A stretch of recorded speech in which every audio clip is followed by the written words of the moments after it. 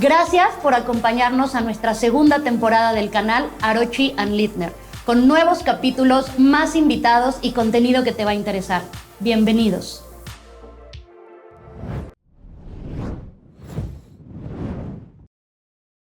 Bienvenidos a nuestro canal. Estamos en el episodio 3 de la temporada 2 y hoy vamos a hablar con Dulce Flores de Televisa Univisión sobre Derecho a Entretenimiento. Hola Dul, ¿cómo estás? Hola Eric, ¿bien y tú? Muy bien, gracias. Oye, bueno, te invitamos acá sabiendo que tú eres abogada de Televisa Univisión, pero a ver, déjame, en vez de presentarte yo, creo que tú nos platiques qué es lo que haces en la empresa, cuál es tu día a día y de aquí nos vamos agarrando para platicar sobre este tema de Derecho a Entretenimiento. Pues muchas gracias por la invitación. Actualmente desempeño el cargo de directora legal de Entretenimiento Global, que como tú sabes y hemos trabajado de la mano, tenemos que apoyar a todas las producciones audiovisuales desde su etapa de preproducción, producción, postproducción. Al ser Televisa Univisión una de las empresas líderes dentro de la industria, pues nos tenemos que poner muy creativos para no mermar la creatividad de nuestros productores y pues conservarnos, ¿no?, en el gusto del público. Básicamente eso es lo que hago. Muy bien.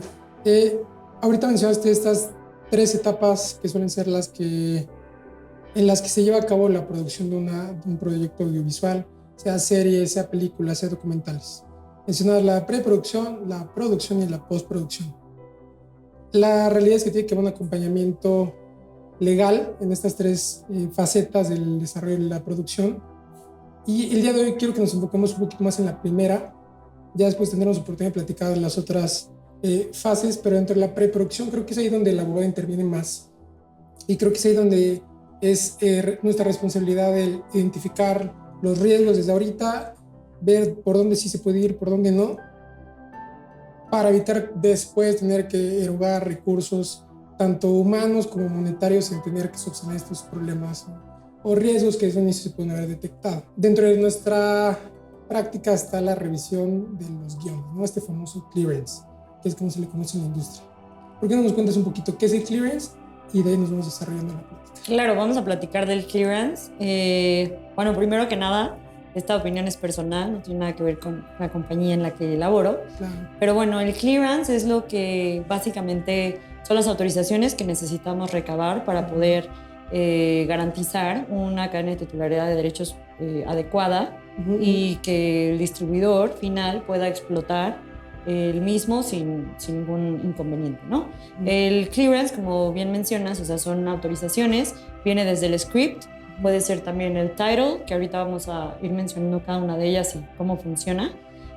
Básicamente el abogado, bueno, hablándote desde como in-house, el abogado in-house maneja mucho el modelo de show lawyer, en donde cada uno de nuestros abogados se encarga de las producciones y acompaña de pe a pa a la producción, sacándole cualquier tipo de duda que pueda tener, pero no obstante lo anterior y por el volumen de producciones que manejamos, contratamos a despachos para realizar script clearances, que son revisar básicamente los guiones que ya fueron desarrollados, que ya fueron escritos y están por ser producidos y no puedo cambiarlos al 100%. Entonces nos allegamos de expertos que nos ayuden a identificar únicamente los red flags en donde tengo que poner atención para determinar o tomar una decisión si se corre el riesgo o no, o hacer pequeñas modificaciones al mismo. Pero bueno, creo que quien nos puede hablar más de los script clearances y todo lo que conllevan, pues la verdad es que eres tú, y cuéntanos un poquito. Gracias. ¿Qué haces? Pues mira, antes de adentrarme en la revisión del guión, me quisiera echar un pasito para atrás y hablar de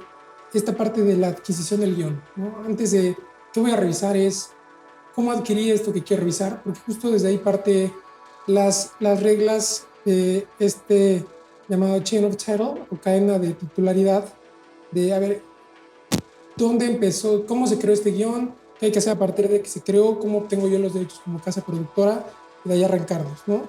Creo que podría hablar de 2 o 3 premisas iniciales de cómo se adquiere un guión. La primera es cuando tú mismo lo escribiste. Al final de cuentas no le tienes que pedir a nadie que te lo ceda. Tú lo tienes y tú mismo lo puedes desarrollar como casa productora, ¿no? La segunda es cuando lo compras o lo adquieres de un autor. Lo tienes que comprar de aquel que lo haya escrito de manera original. Y para ello se tiene que hacer, pues bueno, el diligence contractual necesario, ¿no? Y la otra es cuando ya hay una obra primigenia y tú vas a hacer una obra derivada. ¿Qué es esto? Hay un libro y de este libro vamos a hacer una película, ¿no? Pues no estás adquiriendo como tal los derechos del libro.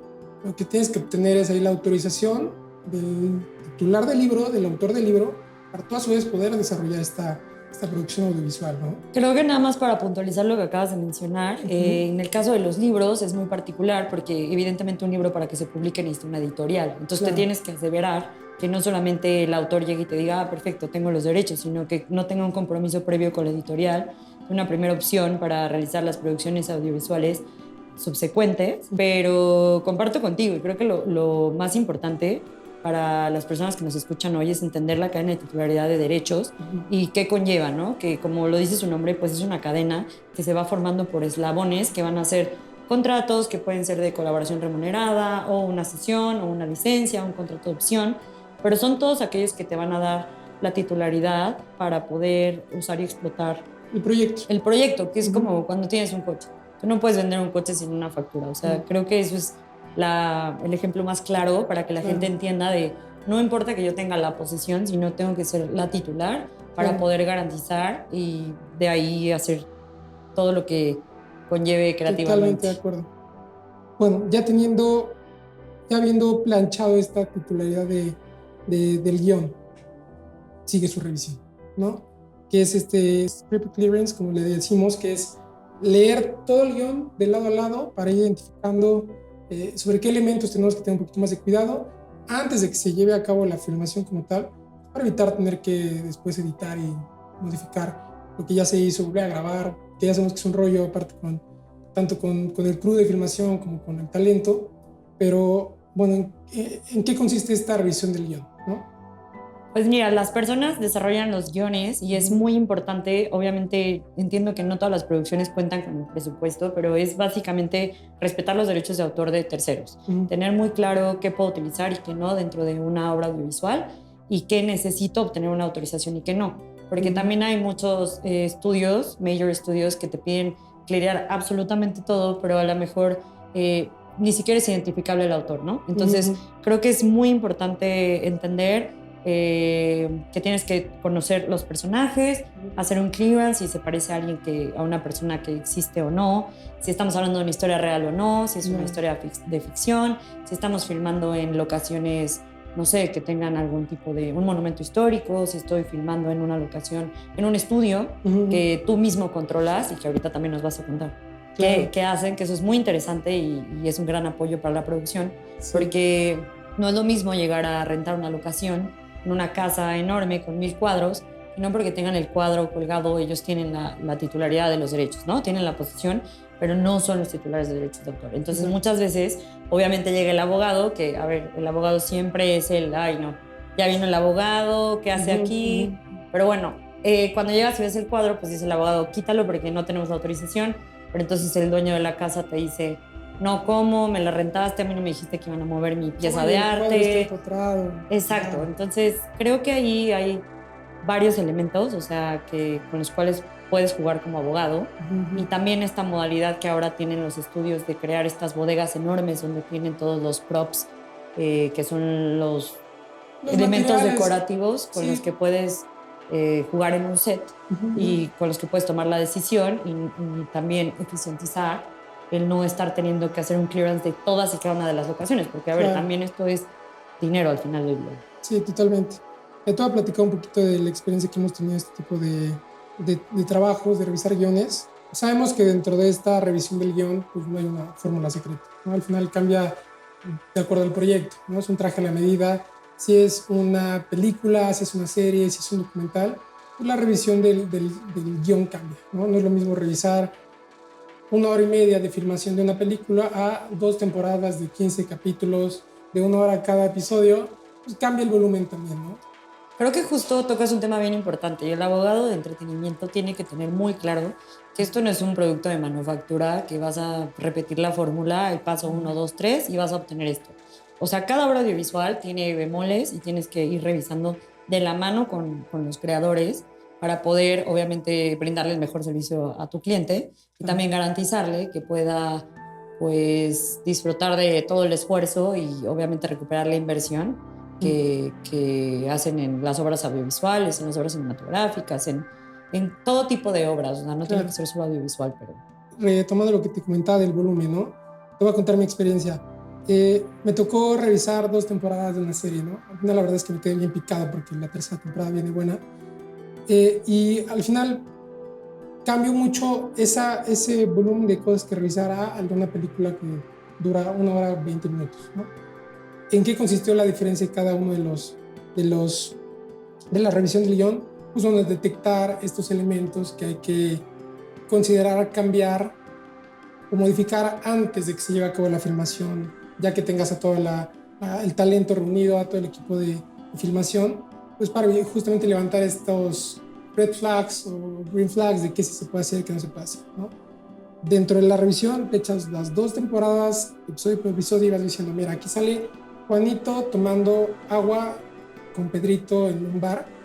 Eso tienes que tener en cuenta, que no se puede ver la marca de la botella, que el fondo que se oiga de música tampoco se puede poner si no tienes ya una licencia para ese uso, esa reproducción de la música. Que se aparece atrás la cantina con todas las botellas, también se tiene que tener cuidado con eso. Entonces es ahí donde tú le tienes que ir avisando desde ahorita a la producción de, en esta escena, ojo con estos elementos, que no se vean las marcas, para evitar esto que conocemos como product placement, ¿no? Que es a veces un espacio que muchas marcas sí te contratan para que sí se vea su marca al fondo y le hagas publicidad, pero si la pones sin permiso también te puedes meter en un tema, ¿no? Desde ahí empieza esta supervisión de nosotros con ojo clínico como abogados, decir, oye, ojo con esto, para evitar después decir, oye, blurréame o vuelva a grabar volteando la botella, aunque no se vea el plástico, ¿no? Que eso es súper importante lo que mencionas. O sea, al final, pues esto es un negocio. Y el editar en postproducción es muy caro, además de que toma más tiempo. Claro. O imagínate que tienes que doblar, no sé, la obra audiovisual que me digas, y el talento a lo mejor ya no está disponible, porque ahorita con el auge de todas las plataformas, la mayoría del talento ya tiene buqueado de aquí a 2 años. Entonces, el volver a poder traerlo, hacer lo que le estás pidiendo, etcétera, se vuelve muy complejo. Pero además de eso, lo que mencionabas de los tiempos, creo que es súper importante, porque no es lo mismo una novela que un sitcom que es cortito, que una obra cinematográfica que al final concentras a la producción 2-3 meses y sale a una serie que se va a tardar X cantidad de meses también. O sea, creo que son varios elementos a tomar en cuenta, pero los que hemos mencionado son los más importantes, y sobre todo siempre vayan de la mano de un abogado, porque créanme que luego sale peor.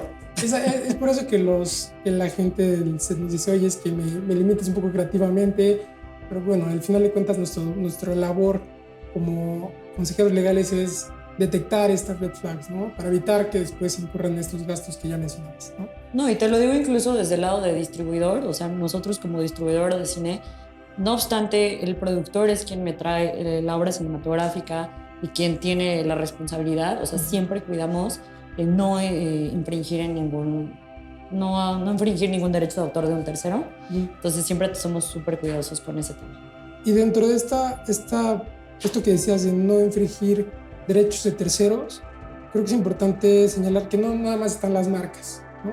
También están los derechos de autor, los derechos de imagen, ¿no? Que también están involucrados en esta revisión del guión.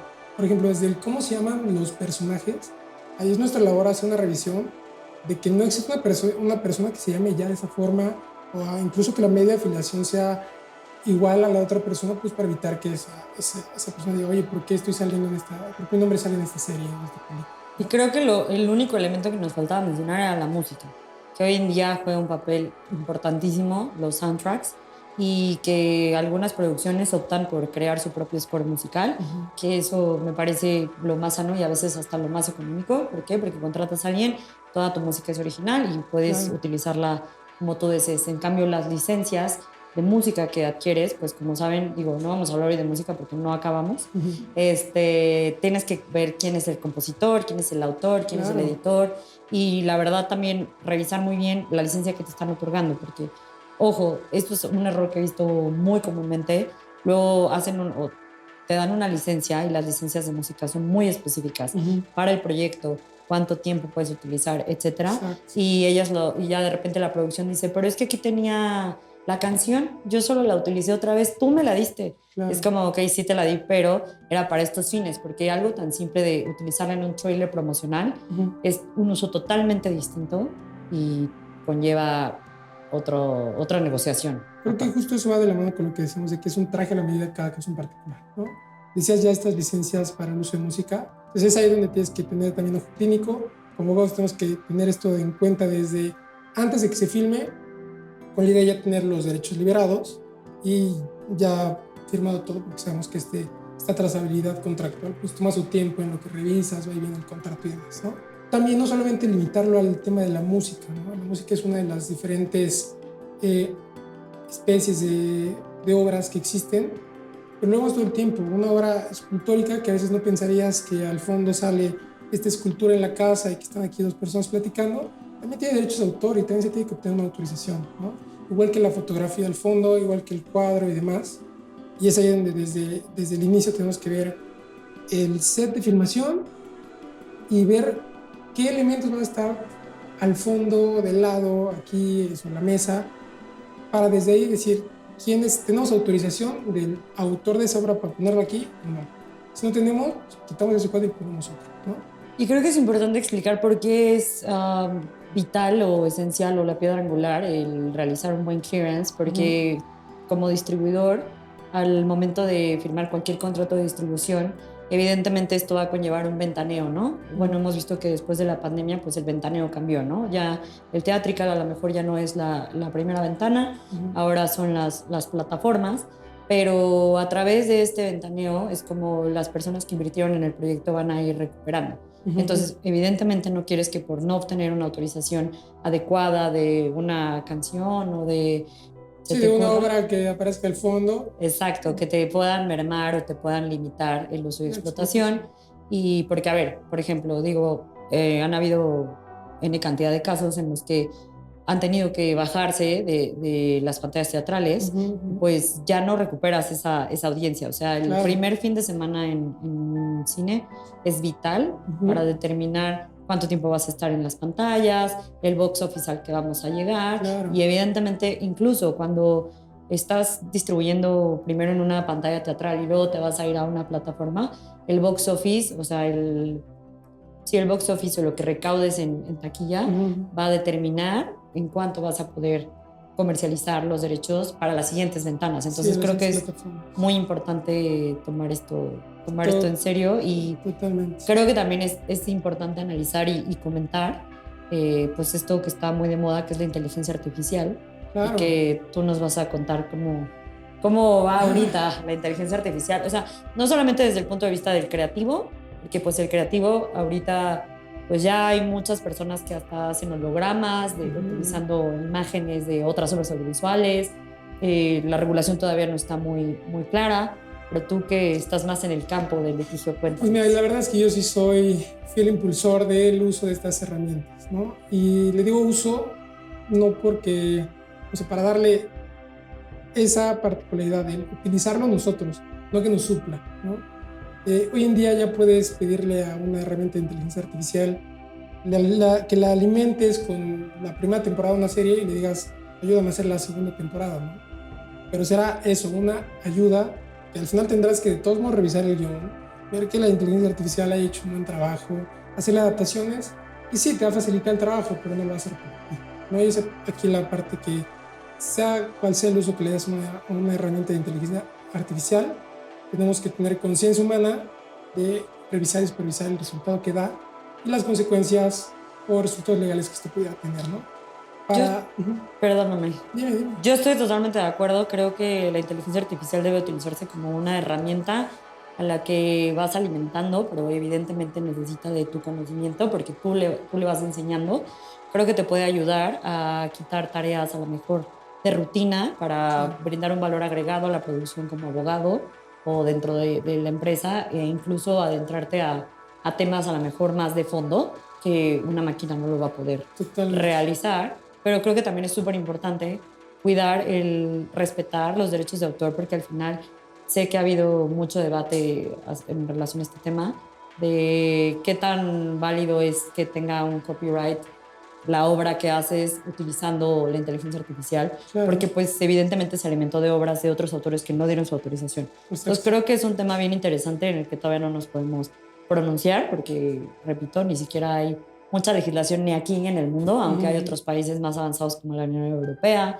Estados Unidos tal vez ahí va un poco, y aquí lo están impulsando, pero pues habrá que esperar y utilizarlo mejor. Sí, eficientar los tiempos, ¿no? Que al final, cuando eres más eficiente y más eficaz, podrás reducir los costos que de por sí ya este tipo de proyectos involucran, ¿no? Cosa que creo que te va a agradecer la productora cuando dice, me ahorraste esta cantidad de dinero y se hizo una buena supervisión legal a pesar de haber utilizado este tipo de herramientas, ¿no?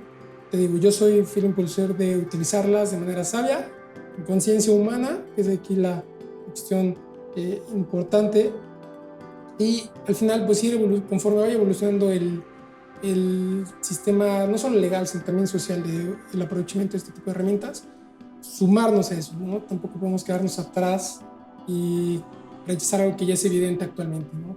Tenemos que subirnos a esa tendencia, de cierta forma, con conciencia y responsabilidad.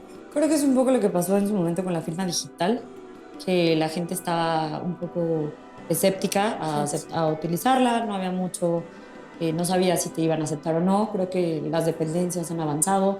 También creo que este tema de constancias de conservación y las plataformas que te brindan la herramienta han podido brindar certeza jurídica, pero creo que pues para allá vamos y hay que seguir avanzando.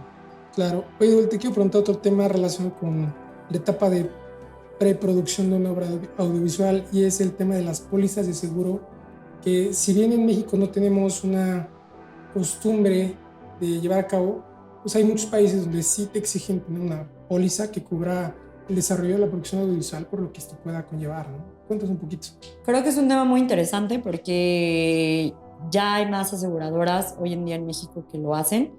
Yo me acuerdo que cuando yo empecé a dedicarme a esto solo había una en México y era todo un tema. Digo, la póliza o la forma que tienes que llenar para que te la den más bien es en general lo mismo. Siempre te preguntan cómo se llama, cuál es el budget, cuántos episodios son, cuánto dura, es ficción, es original, compraste los derechos, etcétera. Pero es súper importante que esa póliza, y de hecho te lo ponen como requisito, que pongas al abogado de entretenimiento a cargo del clearance. O sea, ¿por qué? Porque la aseguradora no se va a aventar a que yo, productor, diga, ok, sí, esto me parece que está bien el clearance. Tienes que tener un abogado, porque hacen una primera revisión y de esa primera revisión, si tienen alguna duda, buscan al abogado directamente y de la forma en que conteste el abogado va a depender si te entregan la póliza o no. Evidentemente, hay proyectos que tienen un riesgo mucho mayor y que la aseguradora se lo va a pensar 2 veces o va a decir, ok, vamos a subir la prima porque eres de alto riesgo.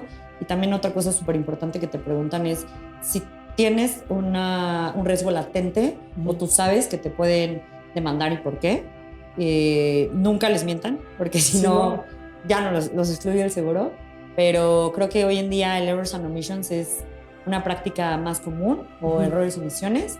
Creo que todas las producciones deberían de pensar. Sé que también es un gasto que no todas las producciones pueden tener, pero como bien dices, no solamente en las producciones en México. Creo que si la producción es una coproducción internacional, invariablemente te van a pedir el errors and omissions, y para el errors and omissions vas a tener que presentar un clearance bien hecho, vas a tener que presentar un chain of title completo y vas a tener que presentar un title report.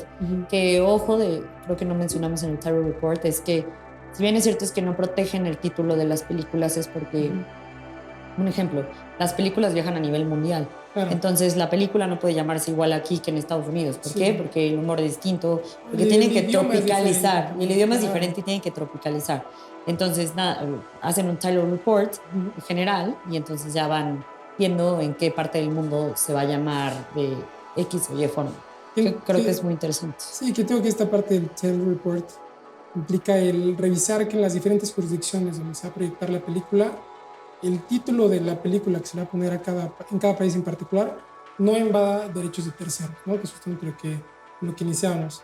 Y desde ahí parte, ¿no? Desde cómo se llama la película, revisemos que todo esté bien, cuál es el guión de la película, revisemos que todo esté bien, vamos con la aseguradora a garantizarle que todo esté bien, y es ahí donde entra entramos nosotros como despacho especializado a firmar estas pólizas y asegurar que llevamos a cabo un buen diligence de todo de este guión, ¿no? Y creo que es muy valioso llegarte de una firma y de un abogado especialista. ¿Por qué? Porque se vuelve un partner del negocio. Porque si tu abogado no entiende el negocio en el que estás, las necesidades que tiene, va a ser muy conservador a lo mejor o no te va a dar el advice que tú necesitas. Y perdón por el Spanish que estoy haciendo desde hace rato, pero creo que es de verdad vital que el abogado conozca el negocio, sepa, se actualice, porque obviamente este negocio va cambiando y es constante. O sea, a ver, empezamos con la televisión, ahora vamos en streaming y no sé qué va a pasar después. O sea, esto va a ir cambiando constantemente y con la inteligencia artificial, pues también el uso de hologramas y de todas estas nuevas tecnologías, creo que obligan al abogado a estar actualizado, a tener pleno conocimiento y a volverse un partner. Sí, un trabajo responsable en conjunto. Al final lo que nos hemos dado cuenta es que tenemos trabajando en equipo con la producción, ¿no? En el día a día estás revisando el guión, el día al día vas a la filmación, platicas con el talento involucrado, platicas con la etapa de postproducción también. Es estar ahí acompañándose, ¿no? Y es ahí donde tiene que estar el entendimiento como lo dijiste al inicio, de pie a pa, desde que se adquirió el guión hasta que ya está en la plataforma de streaming, en el cine, todo ese acompañamiento. O en la tele. Y creo que es muy importante tener la sensibilidad, o sea, la sensibilidad de alguien puso su creatividad, alguien puso todo su trabajo y esfuerzo, y es respetar el trabajo de los demás, obviamente sin arriesgar, no sé, la inversión a la empresa para la que trabajes, a la productora, pero siempre en aras de que evidentemente pues la sociedad pues, reciba una obra o el producto final adecuado. Sí, que impulsa que de ahí salga otra más y que se haga un remake de esa película, de esa serie, años después en la tecnología que sea que le toque, ¿no? Estamos viendo actualmente series que son remakes de series que salieron hace muchos años en la televisión, ¿no? Hoy en día pues ya no están en la tele, ya están en estas plataformas de streaming y de igual forma te sientas semana con semana que sea el episodio a verlo, ¿no? Se reúne la familia a ver estas nuevas, este remake de esas series que antes veían cuando eran más chicos, ¿no? Que creo que es importante, exacto, como que explicar que los modelos de negocio también han cambiado. Entonces ahora vemos esto de, ok, estaba la historia tal, pero ahora vamos a contar qué pasó antes de que llegaran a esa historia, cuál era la precuela, y después qué sucedió. Ah, no, pero es que ya tuvo una familia. Ah, no, pero entonces el spin-off. Ah, bueno, este personaje que a lo mejor no era tan importante en esta historia, ya vamos a desarrollarlo. Y creo que por eso, todo eso parte también de una cadena de titularidad sólida para que el titular pueda decidir cómo lo va a comercializar, cómo lo va a licenciar, cómo lo va a ceder, porque, pues, digo, a mí alguna vez me enseñaron que las licencias eran como un sándwich, o sea, tú decides que lleva cada rebanada o cada ingrediente extra, pues tiene un costo, claro, no tiene un costo extra. Totalmente de acuerdo. Es ahí la importancia de esta cadena de titularidad, de esta supervisión legal, de esta consejería, tanto legal como comercial, que es también importante, ¿no? El acompañamiento del inicio al fin, aunque no parezca, ese es la base del resultado final que te puede dar el proyecto, ¿no? Y solo creo que para cerrar, recordar que no vas a estar siempre o no vas a lograr estar blindado al 100%, pero creo que sí hay muchos elementos que puedes cuidar, con los que puedes perfectamente lograr un uso de explotación limpio, adecuado y entregar el resultado. Totalmente. Bueno, pues muchas gracias por la plática, me encantó. Espero que en siguientes ocasiones podamos reunirnos a platicar de otras facetas de lo que es una producción audiovisual. Y gracias a ustedes. Invítenme más seguido. Con gusto, aquí nos veremos. Muchas gracias por ver nuestro contenido. Si te gustó, dale like y no olvides suscribirte.